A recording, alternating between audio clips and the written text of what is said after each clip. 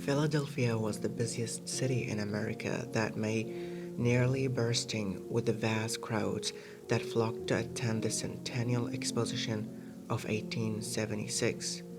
The excitement that surrounded the celebration of the nation's 100th anniversary was nearly palpable.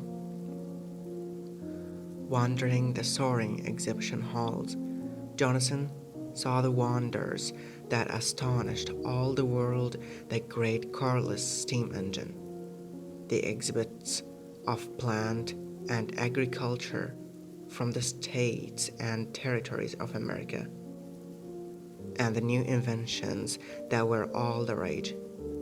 The prospect of harnessing the power of electricity was the newest subject. There was even talk of making electrical light to illuminate city streets at night. Everyone said Edison would have a solution within a year. Meanwhile, there were other electrical wonders to puzzle over, particularly the curious device of the telephone. Everyone who attended the exposition saw this oddity, although few considered it of any value. Jonathan was among the majority when he noted in his journal, "We already have the telegraph, providing communications for all who desire it. The added virtues of voice communication at a distance are unclear. Perhaps, in the future, some people will wish to hear the voice of another far away, but there cannot be many. Myself, I think Mr. Bell's telephone is a doomed curiosity with no real purpose." Despite the splendid buildings and enormous crowds, all was not entirely well in the nation. This was an election year, with much talk of politics. President Ulysses Grant had opened the Centennial Exposition, but the little general was no longer popular. Scandal and corruption characterized his administration, and the excesses of financial speculators had finally plunged the nation into one of the most severe depressions in its history. Thousands of investors had been ruined on Wall Street. Western farmers were destroyed by the sharp decline in prices, as well as by harsh winters and plagues of grasshoppers. The resurgent Indian wars in the Montana, Dakota, and Wyoming territories provided an unsavory aspect, at least to the Eastern press, and both Democratic and Republican parties promised in this year's campaign to focus on reform. But to a young man, particularly a rich one, all this news, both good and bad, merely formed an existing backdrop on the eve of his great adventure. "I relished the wonders of this exposition," Jonathan wrote, "but in truth I found it wearingly civilized. My eyes looked to the future, and to the great plains that would soon be my destination, if my family agreed to let me go." The Jonathan resided in one of the Orient mansions that fronted Philadelphia's Rittenhouse Square. It was the only home William had ever known: lavish furnishings, mannered elegance, and servants behind every door. He decided to tell his family one morning at breakfast. In retrospect, he found their reactions absolutely predictable. "Oh, darling, why ever would you want to go out there?" asked his mother, buttering her toast. "I think it's a capital idea," said his father. "Excellent. But do you think it's wise, William?" asked his mother.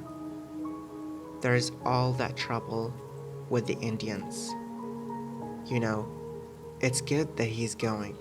Maybe they'll scalp him, announced his younger brother, Edward, who was 14. He said things like that all the time, and no one paid any attention. I don't understand the appeal, his mother said again, an edge of worry in her voice. Why do you want to go? It doesn't make any sense. Why not to go to Europe instead?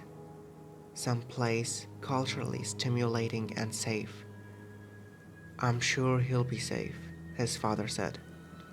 Only today, the Inquirer reports on the Sioux uprising in the Dakotas. They've sent Custer himself to put it down. He'll make short work of them.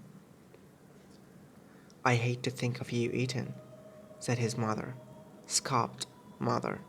Edward corrected her.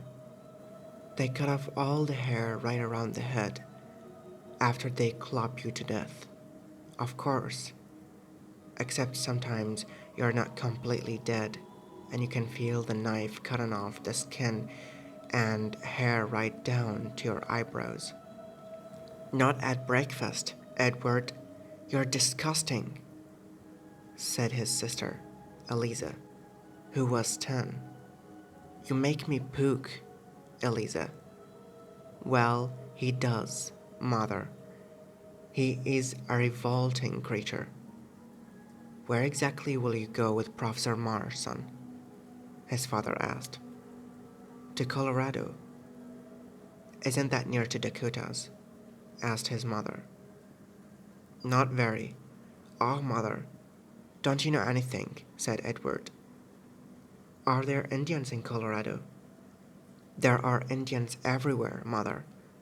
I wasn't asking you, Edward. I believe no hostile Indians reside in Colorado, his father said. They say it's a lovely place, very dry. They say it's a desert, said his mother, and dreadfully inhospitable. What sort of hotel will you stay in? We'll be camping, mostly. Good, his father said. Plenty of fresh air and exertion. Invigorating. You sleep on ground with all the snakes and animals and insects. It sounds horrific, his mother said. Summer, in the out of doors, good for a young man, his father said. After all, many sickly boys go for the camp cure nowadays. I suppose, said his mother. But William isn't sickly. Why do you want to go, William? I think it's time I made something myself, William told her, surprised by his own honesty. Well said his father, pounding the table.